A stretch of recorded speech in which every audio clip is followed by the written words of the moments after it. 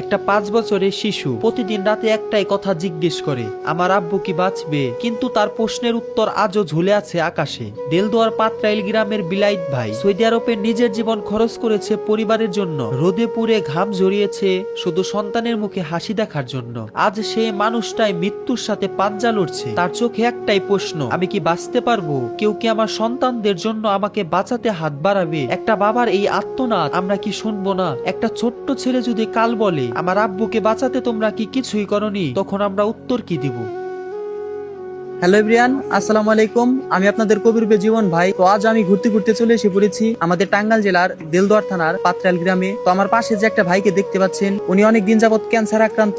উনি প্রবাসে ছিলেন, সেখান থেকে ওনার রোগটা হয়েছিল। তো উনি বাংলাদেশে আসার পর এই রোগটা ভালো করে ধরা পড়ছে। তো এখন ওনার পরিবার, আত্মীয় স্বজন থেকে সবাই মিলে ওনার চিকিৎসা করতেছে প্রায় 2 বছর ধরে। তো এই 2 বছরে ওনার পিছনে প্রায় 20 থেকে 25 লাখ টাকা খরচ করে ফেলছে। তার পরিবার থেকে জায়গা সয় সম্পত্তি বিক্রি করে ওনার চিকিৎসা চালাইছে। তো এখন শেষ পর্যায়ে এসে ওনার পরিবার একেবারেই ওনার চিকিৎসা চালাতে পারছে না। তো কাজেই উনি সকলের কাছে সাহায্য চেয়েছে, এমনকি আমিও আসছি ওনাকে একটু সাহায্য করতে। তো আজ আমি আপনাদের মাঝে ওই রকম জোর জবরদস্ত কিছুই করবো না। তো আপনাদের যদি ভালো লাগে, মন চায় যে ভাইয়ের প্রতি একটু দয়া করে 2 টাকা 1 টাকা যে যা পারি, যেভাবে পারি সাহায্য করি, নাহলে ভিডিওটা শেয়ার করে সাহায্য করি, যাতে এই ভিডিওটা আরেকজনের কাছে পৌঁছাক, উনি দেখে কিছু একটা সাহায্য করতে পারে। এমনও মানুষ আছে যে এরকম জায়গা খুঁজতেছে, পাচ্ছে না। তো আপনারা এটা দেখার সুযোগ করে দেন। তা নাহলে 2 টাকা 1 টাকা যে যা পারেন, উপরে বিকাশ নাম্বার দেওয়া আছে, আপনারা দিয়ে একটু সাহায্য করেন। আসলে ওনার হয়ে আমি আপনাদের হাত ধরে রিকোয়েস্ট করতেছি, আপনারা একটু সাহায্য করেন। আসলে দেখেন, উনি যদি আজকে আমার ভাই থাকতো, আমার নিজের জায়গা সয় সম্পত্তি বিক্রি করলো আমি চিকিৎসা করতাম। উনি যদি আজকে আপনার ভাই থাকতো,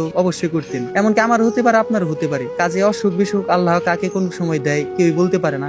তো আসলে সেই লক্ষ্যেই ওনার কাছে আজ আমার আশা। আমি শুধু আপনাদের মাঝে আপনাদের ভালোবাসায় পেয়ে আজ এ পর্যন্ত। তো আমি আপনাদের আজ ভালোবাসা চাচ্ছি। উনি আজ আমাদের টাঙ্গাইলের, আমি দূরে কোথাও যাব না, আমরা টাঙ্গাইলবাসী যারা আছি, একটু সাহায্যের হাত বাড়িয়ে দেন ওনার পাশে। আমার দীর্ঘ বিশ্বাস, উনাকে যতটুকু পারি আমরা সাহায্য করার চেষ্টা করব।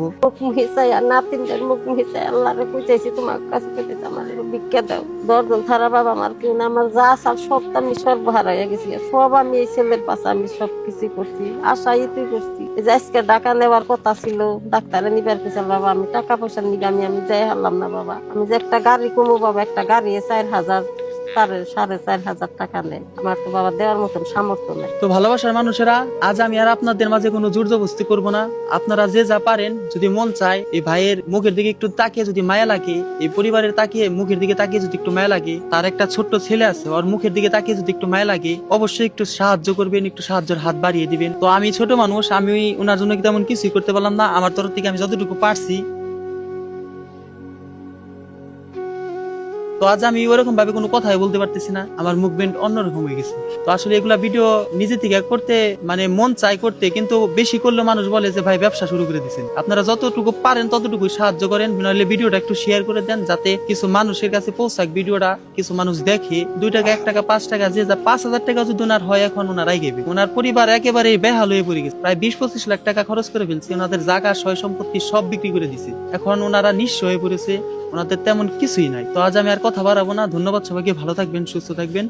যে যা পারেন এই ভাইয়ের বিকাশ নগদ উপরে দেওয়া আছে, সাহায্য করেন। আসসালামু আলাইকুম।